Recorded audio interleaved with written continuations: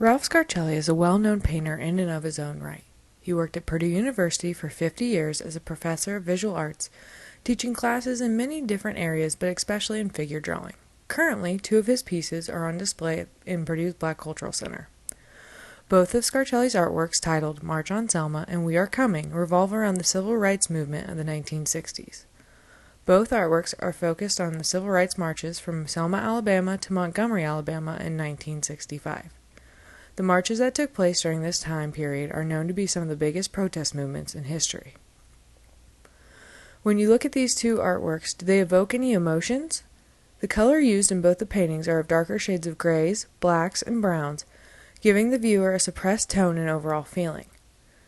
When I interviewed Mr. Scarcelli recently, he explained that as a member of the NAACP, he and his fellow civil rights supporters did not know how to help the cause.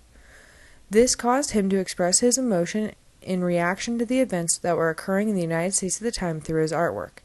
He does not see his artwork as social activism, but as an expression of the emotions that he felt during this time. In both paintings, the shapes and figures of each person are clear, whereas identifying facial features are not clear. Do you think that Mr. Scarcelli did this because he wanted to leave the viewer with a sense of anonymity? Or do you think that Scarcelli did not want the viewer to see one person in his artwork, but to see an entire revolution of people? These are both ideas that are left up to the viewer. These questions that are left up to the viewer allow for personal interpretation and self-reflection. All of the above factors allow for these 2 pieces to make a long-lasting impact on the viewer.